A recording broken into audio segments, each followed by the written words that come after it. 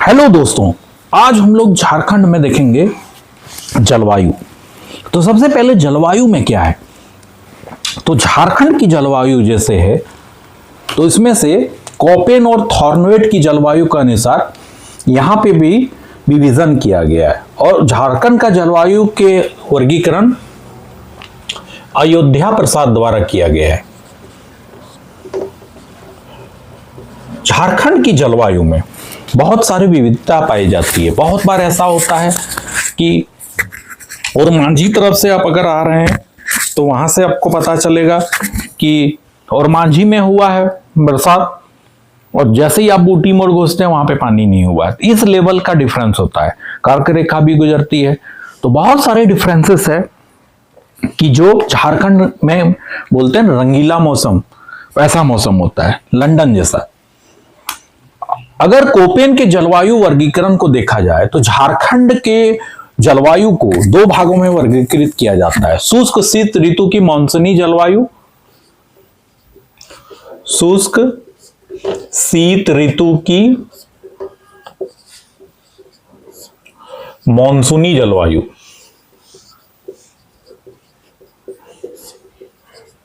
और जिसको बोला जाता है CWA, और दूसरा है उष्णकटिबंधीय सवाना जलवायु।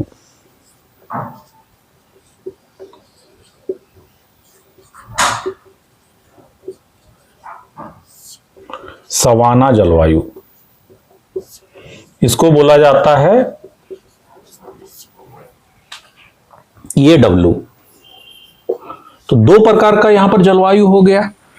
अब है जलवायु का जो वर्गीकरण हुआ है उसके अनुसार झारखंड का जो जलवायु होता है वो थॉर्नवेट के जलवायु वर्गीकरण के अनुसार झारखंड में शुष्क उप आर्द्र CI, इसको बोलते हैं शुष्क उप आर्द्र, और दूसरा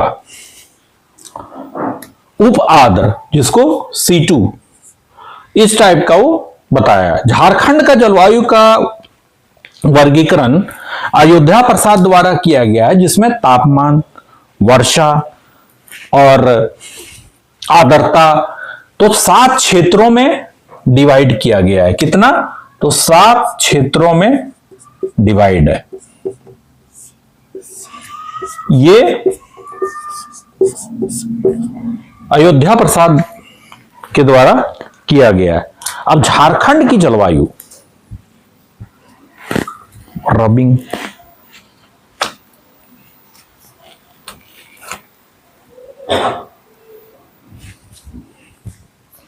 अब झारखंड की जलवायु में 7 प्रकार से तो दिखाया गया है। तो इसमें सबसे पहले है महाद्वीपीय प्रकार। तो इसको मैं मिटाता हूं क्योंकि आगे लिखना होगा। पहला है महाद्वीपीय प्रकार। तो महाद्वीपीय प्रकार में कहां पर है, तो मैप में अगर हम लोग देखेंगे तो यहां पे है महाद्वीपीय प्रकार। ये वाला एरिया में है महाद्वीपीय।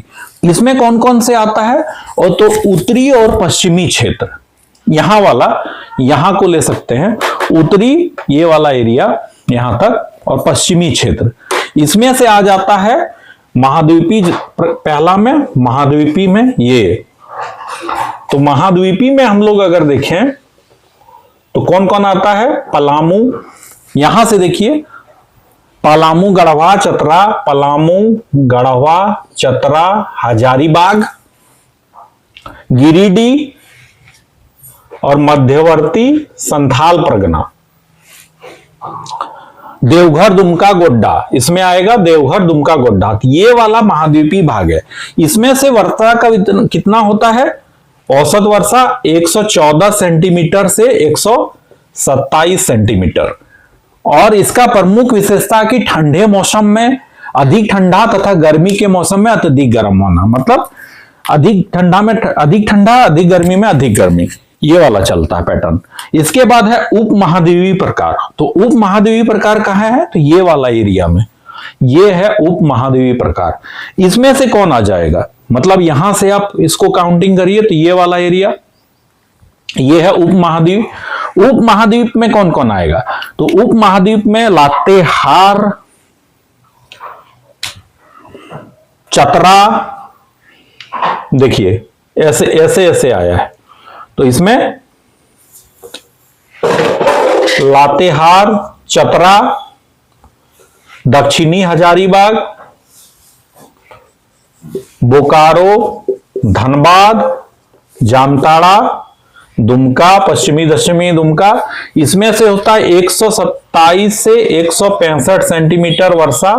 और इस क्षेत्र का विशेषता होता है कि तापमान में अपेक्षाकृत जब भी होगा कमी और वर्षा में अपेक्षाकृत अधिकता की विशेषता से होने का कारण विशेष प्रकार का उप महाद्वीपीय जलवायु का दर्जा दिया गया है। इसके बाद है डेल्टा प्रकार। तो डेल्टा प्रकार में ये वाला एरिया है, ये डेल्टा। तो डेल्टा प्रकार में कौन कौन आ जाएगा? पूर्वी संथाल परगना का क्षेत्र, ये हो गया पूर्वी संथाल परगना। इसका क्या विशेषता है भाई? इसका भी कुछ विशेषता है जो संथाल परगना के वो बता सकते हैं। तो संथाल परगना में साहिबगंज और पाकुड़ ये आता है।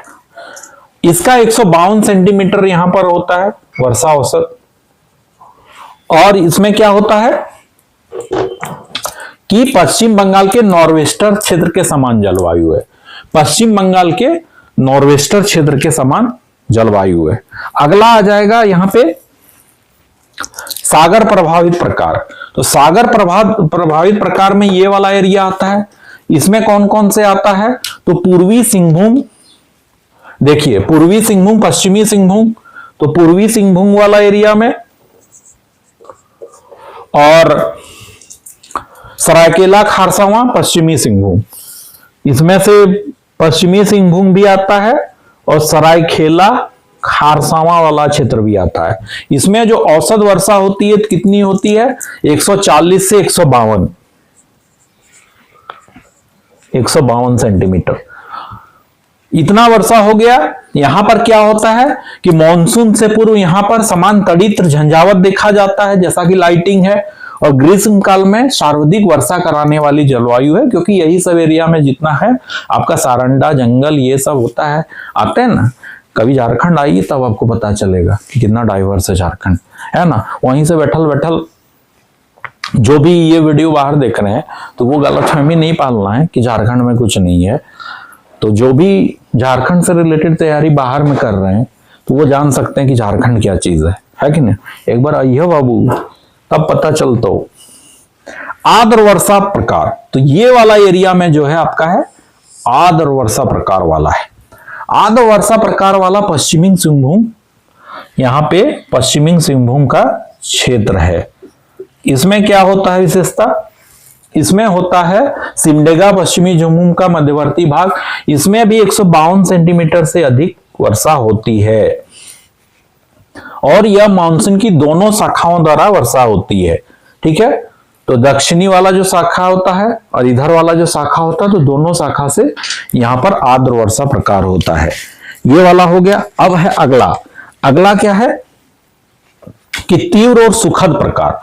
तो जहां पर सूखा पड़ता है ये वाला एरिया में अब देखिए तीव्र और सुखद प्रकार का होता है। इसमें से कौन कौन आएगा? तो रांची और हजारीबाग, ये वाला एरिया में रांची और हजारीबाग। इसका क्या विशेषता है? 148 सेंटीमीटर वर्षा होती है। और रांची के बारे में भी कहा जाता है कि कभी भी वर्षा हो सकती है। हो सकता है सुबह हवा पानी चले और शाम को पता चला एकदम भिंगा दिया है, पूरा वर्षा हो रहा है एकदम धड़ाधड़। इस प्रकार की जलवायु में झारखंड के अन्य क्षेत्रों में नहीं पाई जाती। ये बहुत डाइवर्स जलवायु होता है। इस प्रकार की जलवायु में ऊंचे भूभाग की अवलंबन है। रांची में जब भी आप ऐसे होता है लैंड, ऐसे नीचे ऐसे फिर हुआ, फिर ऐसे हुआ, सब उसी में बसा हुआ है। इसीलिए इसको झारखंड में देखिए शिमला बोला जाता है कि रांची है। रांची में हम लोग जब पहले आते थे तो इतना मोटा मोटा रजाई जून जुलाई में लेके आते थे।